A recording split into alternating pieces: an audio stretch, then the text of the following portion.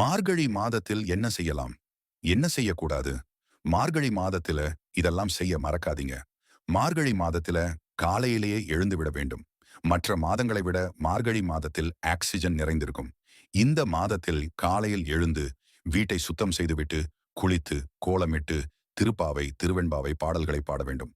ஆண்டாள், பெருமாள் படம் வைத்து பூஜை செய்து காலையும் மாலையும் வழிபட வேண்டும். அதிகாலையில் எழுந்து பூஜை அறையில் விளக்கேற்றி வழிபட்டால் மகாலட்சுமியின் அருள் கிடைக்கும். பெண்கள் அனைவரும் அதிகாலையிலே எழுந்து வாசலில் அரிசி மாவினால் வண்ண வண்ண கோலங்கள் போட்டு பசு சாணம் வைத்து அதன் மேல் பூசணி பூ வைக்க வேண்டும். மார்கழி மாதம் விரதம் இருந்து மகாவிஷ்ணுவை வழிபாடு செய்து வந்தால் தோஷங்கள் நீங்கி செல்வ செழிப்பு உண்டாகும். மார்கழியில் திருமணம் போன்ற சுப காரியங்கள் செய்யாவிட்டாலும் திருமணத்திற்கான வரன் பார்த்தல், ஜாதகம் பரிமாற்றம், கர்ப்பிணி பெண்களுக்கு சீமந்தம் செய்தல் போன்றவற்றை செய்யலாம். வீடு, மனை, நிலம் போன்ற புதிய சொத்துக்கள் வாங்குவதற்கு முன் பணம் கொடுக்கலாம். மார்கழி மாதத்தில் இதையெல்லாம் மறந்தும் செய்து விடாதீங்க. மார்கழி மாதத்தில் விதை விதைத்தல் கூடாது. சூரிய உதித்த பிறகு எழுந்திருக்க கூடாது. மார்கழி மாதத்தில் அசைவம் சாப்பிடக்கூடாது.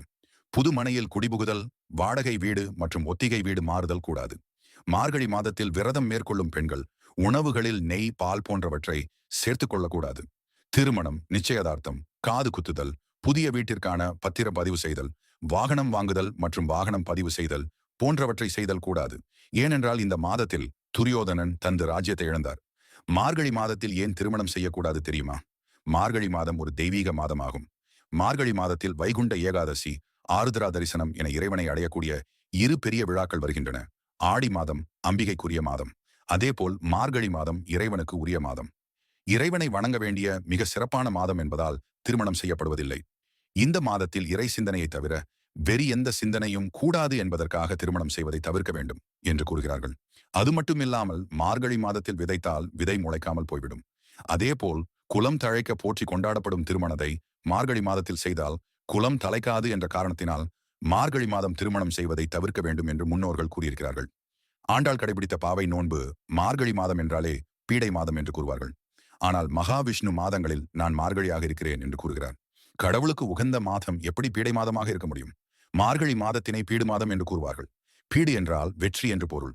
காலப்போக்கில் பீடு என்பதை பீடை என்று மாற்றி சொல்லிக் கொண்டிருக்கிறோம். மார்கழி மாதத்தில் ஆண்டாளின் பாவை நோன்பு பிரபலமானது.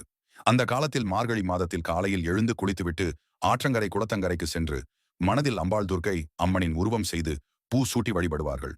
கன்னி பெண்களுக்கு திருமணமாக வேண்டும் என்றும் நல்ல கணவன் கிடைக்க வேண்டும் என்றும் திருமணமான பெண்கள் குழந்தை பிறக்க வேண்டும் என்றும் அம்மனை வழிபாடுவார்கள். மார்கழி மாதம் முழுவதும் ஆண்டாளை வேண்டி விரதம் இருந்து வழிபாடு செய்து வந்தால் திருமணமாகாத கன்னி பெண்களுக்கு விரைவில் திருமணம் நடக்கும். நல்ல கணவரும் அமைவார். திருமாலை மனதில் நினைத்துக் கொண்டு அவரே எனக்கு கணவராக வரவேண்டும் என்று உருகியவர் ஆண்டாள். ஸ்ரீவில்லிபுத்தூர் பெருமாள் கோவிலில் சூடிக்கொண்டிருக்கும் பெருமாளுக்காக தொடுத்த மலர் மாலைகளை எல்லாம் தானும் அணிந்து அழகு பார்த்து சூடிக் கொடுத்த சுடற்கொடியாக மாறியவர் ஆண்டாள். உலகத்தை ஆளும் கண்ணனே எனக்கு கணவனாக வரவேண்டும் என்பதற்காக ஆண்டாள் மேற்கொண்ட நோன்புதான் பாவை நோன்பு.